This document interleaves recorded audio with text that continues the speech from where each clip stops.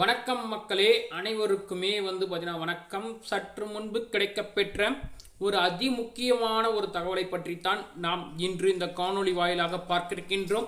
என்ன தகவல் அப்படின்றத அடிப்படையாக பார்ப்பதற்கு முன்பு நீங்கள் இப்போதான் நம்ம சேனலுடைய புதிய பார்வையாளராக இருந்தீர்கள் என்றால் மறக்காம நம்மளுடைய சேனலை சப்ஸ்கிரைப் செய்து கொள்ளுங்கள். வாங்க வீடியோக்குள்ள போகலாம். அதாவது இறுதி கட்டத்தை எட்டியிருக்கிறது அதிமுக மற்றும் தேமுதிக இவர்களுடைய கூட்டணி கணக்கு.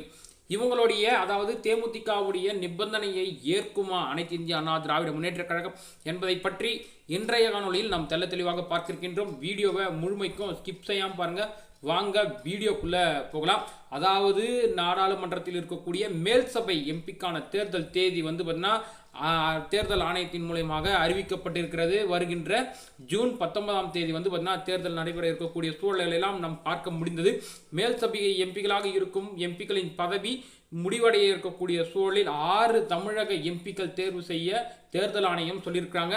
அந்த வகையில் பார்த்தீங்கன்னா ஒரு எம்பியை தேர்வு செய்வதற்கு சுமார் 34 எம்எல்ஏக்களின் ஆதரவுகள் தேவைப்படுகிறது. அந்த வகையில் அனைத்து இந்திய அண்ணா திராவிட முன்னேற்ற கழகத்தின் சார்பாக 2 எம்பிக்களை தேர்வு செய்ய திட்டங்கள் தீட்டப்பட்டிருக்கிறது.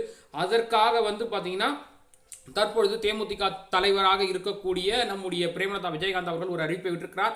நாங்கள் பொறுமையை காத்து கொண்டு இருக்கின்றோம், எடப்பாடியிடம் இருந்து ஒரு நல்ல பதில் வரும் அப்படின்னு சொல்லிட்டு காத்துக்கிட்டு இருக்கோம் அப்படின்னு சொல்லிட்டு இவங்க ஒரு பக்கம் சொல்லிட்டு இருக்கக்கூடிய வேளையில் மற்றொரு பக்கம் பார்த்தீங்கன்னா டெல்லி அரசர்கள்லாம் பார்த்தீங்கன்னா நம்முடைய எடப்பாடிக்கு ஒரு அழுத்தத்தை தராங்களாம். அதாவது தமிழகத்தின் சார்பாக பிஜேபியில் இருந்து அண்ணாமலை பார்த்தீங்கன்னா நம்முடைய மேல் சபைக்காக தேர்வு செய்ய வேண்டும் என்ற அழுத்தத்தை பார்த்தீங்கன்னா டெல்லி மேலிடம் தருவதாக ரகசிய தகவல்கள் எல்லாம் உலா கொண்டிருக்கக்கூடிய வேளையில் தற்பொழுது என்ன செய்வது என்று தெரியாமல் தற்பொழுது அதிமுகவினுடைய பொதுச் செயலாளராக இருக்கக்கூடிய அண்ணன் எடப்பாடி அவர்கள் குழப்பத்தில் இருக்கிறார்.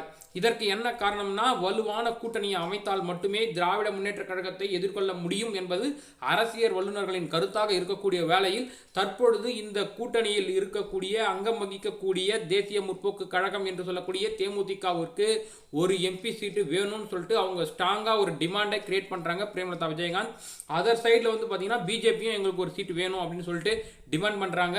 இதனால பார்த்தீங்கன்னா மீண்டும் மாநிலங்களவைக்கு தமிழகத்திலிருந்து அனைத்து இந்திய அண்ணா திராவிடம் மற்றும் புறக்கணிக்கப்படுகிறதா முதன்முறையாக என்ற கேள்வி அரசியல் வல்லுநர்களிடையே எழுந்திருக்கிறது. பார்க்கலாம் நம்முடைய எடப்பாடி பழனிசாமி யாருக்கு ஆதரவு கரம் நீட்டப் போகிறார் என்பதை.